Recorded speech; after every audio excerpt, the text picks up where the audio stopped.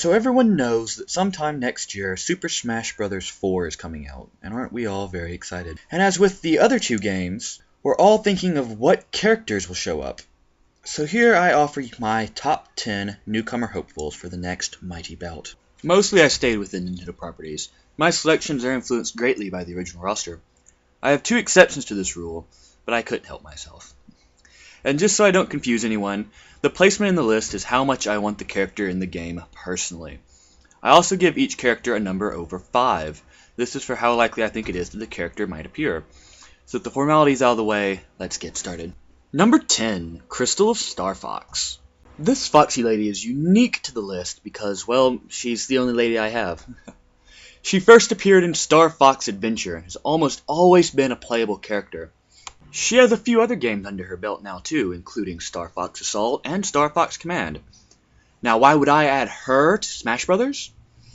Firstly, she's a strong female character and would add roster variation. Furthermore, it's time that Star Fox had a character who wasn't just a clone of the original Fox format. Even though I will admit, Wolf kicks smash. Krystal is a telepath and uses several alternative weapons to just a blaster and shield. This includes an awesome staff that she hasn't had since her first game, so yeah. Unfortunately, it has been a long time since the Star Fox game happened, and Nintendo is all about making money. Furthermore, there's already 3 characters carrying the Star Fox logo. All this being said, I only give Krystal a 2 for her chances of being in the new Smash Bros.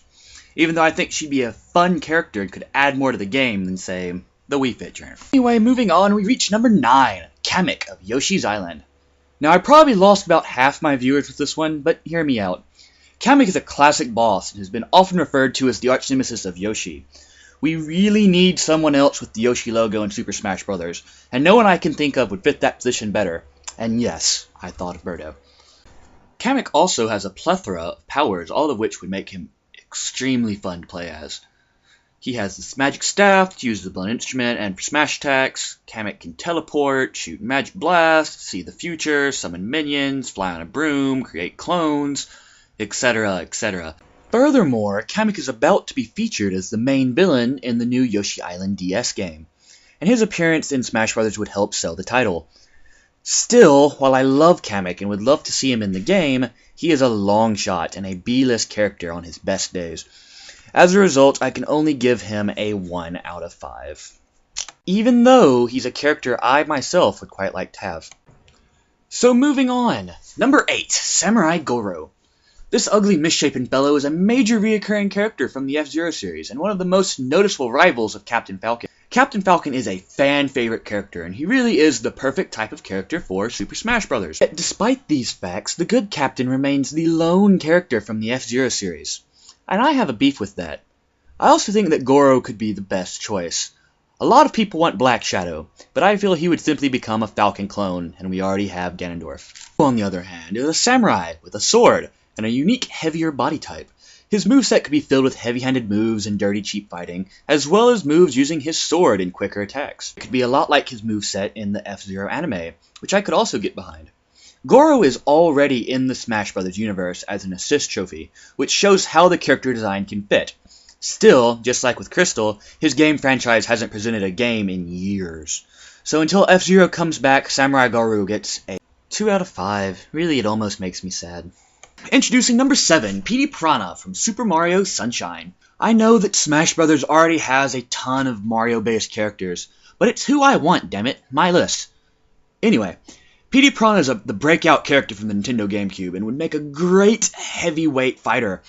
He's already been in a ton of games, and he's my favorite character to play as in Mario Sluggers, Mario Strikers, Mario Tennis, and Mario Kart Double Dash. That's also not counting his reoccurring boss status in multiple franchises. He even appeared as a boss in Brawl, which I personally thought was a really cool idea. But I think that playing as him would be even cooler. Why would I add him to Super Smash Bros? Well, mainly because I just love the guy. Still, on a more serious note, he's a unique character with a lot of personality, which means he could stand out. Furthermore, he'd be able to make a good moveset based on his appearance in the games. He flies, he jumps high, he shoots goop, and with a giant head he could eat people. Oh, how I'd love to see him chewing on Mario. Furthermore, it's very much in the realm of possibility, because Nintendo has been pushing Petey very hard the last few years. Not to mention that the introduction of Rosalina to the game shows how the creators aren't afraid to add non-title characters. So though I say Petey's chances are small, they're better than most. He'll get a strong 2.5 out of 5 on my scale, and I'll keep my fingers crossed. Now for a little controversy, starting with number 6, Ridley from Metroid. Ridley is an awesome character and one of the few staples from the extremely powerful Metroid franchise. I'm tired of Samus being the lone representative of the Metroid franchise, and Ridley is by far the most recognizable villain. Now I can already see the comments of, but Ridley is too big! So here's my rebuttal for this argument. Firstly, size is never a constant in video games. Bowser changes size regularly, and Ridley is no different. In his first appearance, Ridley is only about a head taller than Samus, and he's not much bigger than that in Super Metroid. If you take a look at Metroid Prime, Ridley fights at about eye level, so a little smaller than that probably wouldn't hurt that much. Next, Ridley wouldn't be the first size altercation made for a Super Smash Bros. Game. Olimar is supposed to be an inch tall, Mario is over 5 feet tall, and yet they don't show that much of a difference. Even Sonic is only supposed to be half the height of a normal person, yet him and Mario are on eye level. I haven't heard any groaning about this fact, so I don't want to see a thing about Ridley's size. A quick look at a few factors make it seem like Ridley might actually appear. Firstly, Samus has been redesigned to appear as she did in Metroid Other M.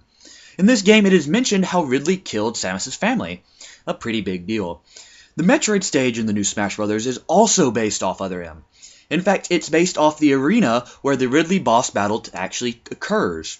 Interesting, isn't it? All these factors said, I think Ridley's chances are pretty good, so I give him a 3.5 out of 5.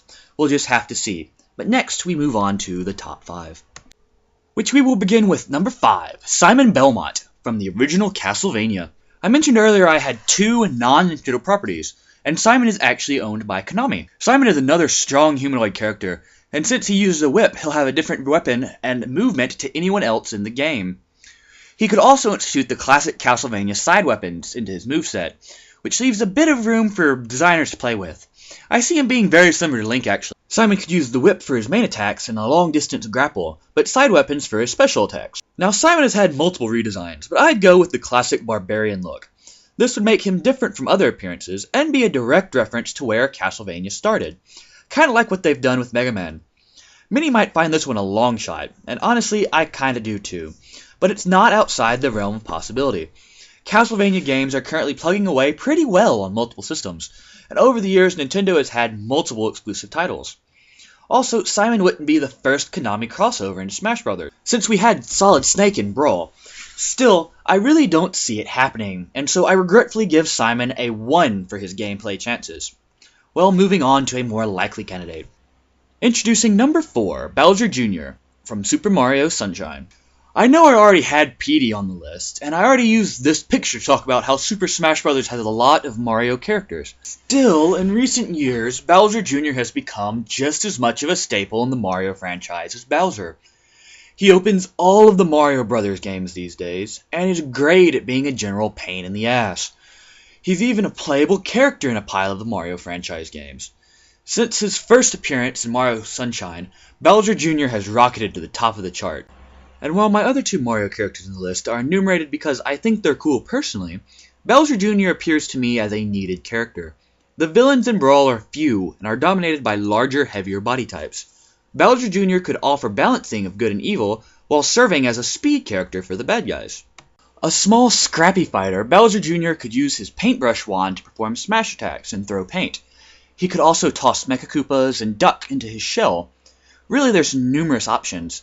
I like the idea of his airships appearing as well, possibly in his final smash. Bowser Jr. is a good character for the game, and just like Rosalina played a big part in the Mario Galaxy, his ship can also be seen in this screenshot, an obvious reference to Mario Galaxy 2, which didn't even feature Rosalina, but a lot of Jr. Bowser Jr. is also one of the few repeat characters on the Wii U. As I said before, he's becoming a driving force in the Mario franchise, so I have to give him a 4 out of 5 on the likeness scale, which is the highest I actually have given anyone on my list. So hopefully we'll be seeing Bowser Jr. here in Super Smash Bros. Soon enough. And now in this corner we have number 3, Little Mac from Punch-Out! Punch-Out! Is a classic, if not slightly obscure Nintendo title. Still, I love the games. Little Mac would fit very well into Smash since he naturally has a fighter's build. Plus, his assist trophy in Brawl shows how he actually fits, just like one would hope. I'd see him becoming a quick, agile character with a short range, similar to Meta Knight or Kirby. Some would worry that he's just a boxer. How could he possibly fit in when all he can do is punch? Well, Steve works out pretty well in the Tekken series, and he only punches. And Little Mac could take a page from Ness's book and use moves from other characters in his game. The Tiger Punch would be a great teleport or recovery move. The Bull Charge could be used as a charged rush. The Counter Punch could be borrowed from the Sandman, and you always have the Star Punch. The final Smash is pretty cut and dry too, since Punch-Out Wii featured Gigamac. He'd be similar to Wario and Bowser in how he transforms, but keeps the same moveset. Mac actually stands a pretty good chance of making it into the game too. There were 2 versions of Punch-Out for the Wii. Also, Mac would probably look pretty at home in the game, especially in the new boxing ring level.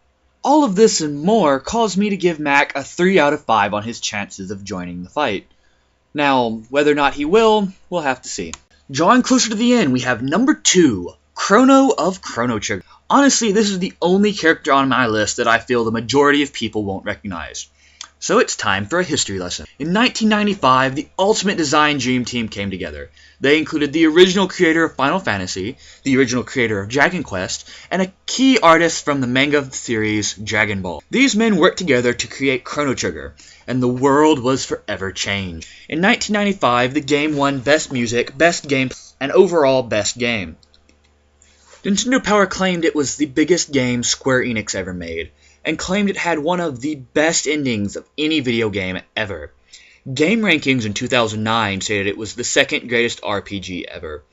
And Chrono Trigger has made the top 5 in IGN's greatest games ever list multiple times. Overall, Chrono Trigger is deemed one of the greatest games of all time.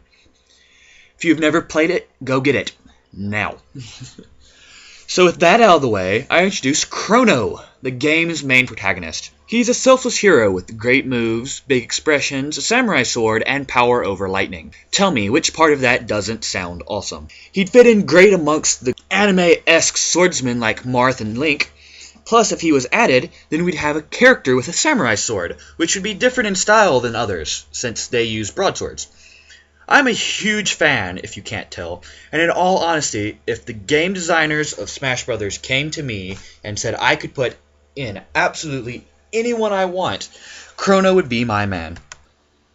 The only reason he's not number 1 on my list is because his chances are hopeless. Black magic couldn't even help us in this situation. The title of Chrono Trigger is owned by Square Enix, and I don't see Nintendo putting up the money for a little-known character in what is now a prehistoric game. No matter how much I beg, it's not going to happen. So Krono gets a 0 out of 5, and that one really does hurt. So moving on from that tragedy, we reach number 1, and I'm sure by now you are as tired of this as I am. So here we go. Number 1, King Krool from Donkey Kong Country. I really hope this isn't counterclimactic for anyone, because I think King Krool would be the perfect character for Super Smash Bros. He'd be another heavyweight villain who'd fit in with the likes of Bowser and King Dedede. Not to mention it's time DK got a villain, and King Krool got some limelight. He's such a great character after all. K. Rool's look and fighting style have changed from one appearance to another, and this could give him a very unique set of moves in Super Smash Bros. The traditional K. Rool look would serve as his main style, of course, and offer all the traditional powers of a giant humanoid crocodile. He could also use the crown throw from his first boss battle. Next, there's his blunderbuss, the one from when he was Captain Krool. I mean, shooting monkeys with cannonballs sounds fun to me. He also had a helicopter pack from when he was Baron K. Kroolenstein, which would make for a great recovery move. Personally, I think that Donkey Kong Country has earned this one. If Mario and Kirby get villains, DK should too. As for his chances, there's a lot to go through. I mean, the fans want him, that's a given. I've seen so many K. Rool for Smash images, and he's in the top 10 lineups for most YouTube videos. Also, the Wii showed the first time King Krool was a playable character. It actually occurred twice, once in Super Mario Sluggers, and then again in Donkey Kong Barrel Blast. Furthermore, later this year, Donkey Kong Country Tropical Freeze is going to be released, and another Donkey Kong character in Smash could promote the game. Krool isn't going to be in Tropical Freeze, but his appearance could still bolster its sale. Regardless, a new DK character will most likely appear, and I'm hoping for the Kremlin King. Overall, I'd say the King has a pretty good chance of making it into the game, so I'm going to give him a 3.75 for his chances. I mean, I definitely hope he makes it in, so we'll see. And with that, I am completely finished with my list. I just want to say thank you so much for watching. Please leave some comments and let me know what you thought, but if you hated it, be gentle please. This is my first video after all. If you liked it, say so and recommend the next topic, because honestly I have no clue. If you want to fight about what I said, that's fine too. I'll get back to you, hopefully. So you fellows are wonderful, and I hope I didn't come off like too much of an ass. Anyway, see you later, Space Cowboys.